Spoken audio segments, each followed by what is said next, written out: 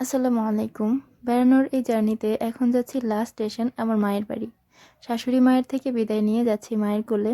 সবাই আমার শাশুড়ি মায়ের জন্য অনেক বেশি দোয়া করবেন। মনে আছে কিছুদিন আগে আমরা কেক রেসিপি শিখেছিলাম, বলেছিলাম বাসায় ট্রাই করব। বাসায় তো আর ট্রাই করার সময় হলো না, চলে আসছিলাম বেড়াতে। এখন আমাদের নিজের বাসায় আসার পরে এখানে ভাইয়ের, বোনের এবং আমার সবার বাচ্চা কাচ্চা নিয়ে একসাথে শুরু করে দিলাম বানানো।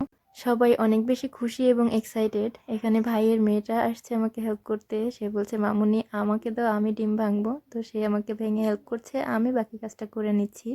এবারে বোনের ছেলে এসেছে, বলছে আমি বিট করব, আমাকে দাও। তো এটাই আসলে মজা। তো দেখেন আমরা এই যাত্রায় ফেল করি নাকি পাশ করি, চলেন দেখি। তো সে বিট করছে, আমি তার থেকে আবার একটু একটু হেল্প করছিলাম তাকে। এখন সে একটু বিট করার পরে এখানে ওই যে 1/4 কাপ মতো চিনি নিয়ে নিলাম। তো এখানে মেজারমেন্ট কাপ খুঁজে পাচ্ছিলাম না, এই জন্য একটা অ্যাভারেজ কাপ নিয়ে নিয়েছি। সেখান থেকে ওই যে 1/4 কাপ চিনি দিয়ে দিয়েছি, 1/3 কাপের মতো তেল দিয়ে দিয়েছি।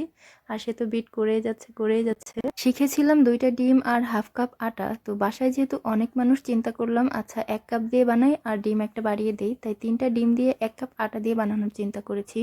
তো এখানে একদম নতুন ইনটেক বেকিং সোডা থেকে এখানে 1/4 চা চামচ হচ্ছে বেকিং পাউডার নিয়েছিলাম, এখানে একটু বাড়িয়ে নিয়েছি। 1/3 চা চামচ আমরা বেকিং পাউডার ইউজ করছি।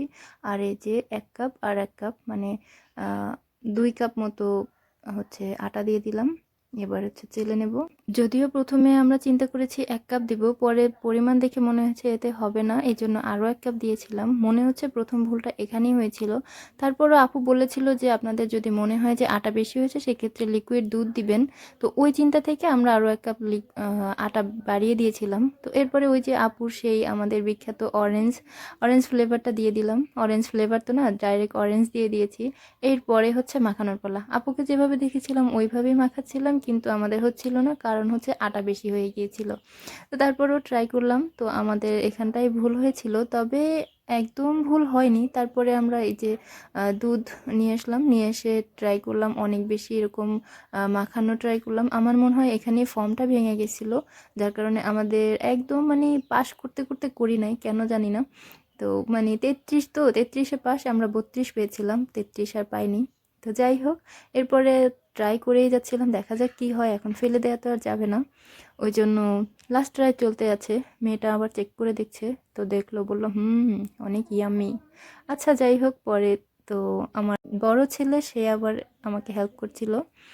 সে আবার ঢেলে দিচ্ছিল। বানাতে বানাতে আমাদের প্রায় সন্ধ্যা হয়ে গিয়েছিল। তো আমি তাকে বললাম, যাও লবণ না হয় বালু নিয়ে আসো, আমরা এটা প্রিহেটে দিয়ে দিই। সে আমাকে বললো, না দরকার নেই, আমার আম্মি আমাকে দেখিয়েছিল এইভাবে পানির ভিতর দিয়ে সেদ্ধ দিলেও অনেক সুন্দর কেক হয়। তো আমি বললাম, এটা তো আমি জানি না, আমি এইভাবে কখনো করিনি। তো বললো, হ্যাঁ আজকে চলো এক্সপেরিমেন্ট করি। তো সে সুন্দর করে নিজ দায়িত্বে পানি দিয়ে একদম সেদ্ধ বসিয়ে দিয়েছে। আমি জানি না এটা এইভাবে হয় কি না, তারপরে দেখতে চাচ্ছিলাম। পরে দেখলাম যে ফুল ছিল, তবে এই যে ফোলার তার ধরন দেখছেন কি কিউট। তো যাই হোক, এখন জানি না কোথায় আমাদের ভুল হয়েছিল। পানিতে সিদ্ধ হয়েছিল, খারাপ হয়নি। একদম ভিতরে যে ফাঁকা ফাঁকা ছিল সেরকমটাও না, ভিতরে খুব সুন্দর হচ্ছে ফ্লাফি হয়নি, কিন্তু কোথাও আবার অনেক বেশি ফুলে মানে ভ্যাবাচাকাও হয়নি, কিন্তু ফোলেনি খুব, মানে ভালোভাবে ফুলে নাই। এই হচ্ছে ফাইনাল লুক। দেখাচ্ছি, দেখেন। এই যে ফুলছে আবার ফুলে নাই, কেমন যেন হয়েছে। তো ওই যে বললাম না, 1 মার্কের জন্য পাস করতে পারি নাই, নেক্সট আবার ট্রাই করব এবং আপনাদের সাথে শেয়ার করব। আসলে শেখার কোনো শেষ নেই, প্রত্যেকবার বানাচ্ছি, কিছু না কিছু ভুল করছি এবং নতুন করে কিছু শিখছি। তো আজকে এ পর্যন্তই। নতুন ভিডিও দেখার আমন্ত্রণ জানিয়ে এখানেই শেষ করছি। সবাইকে অসংখ্য ধন্যবাদ। আল্লাহ হাফেজ।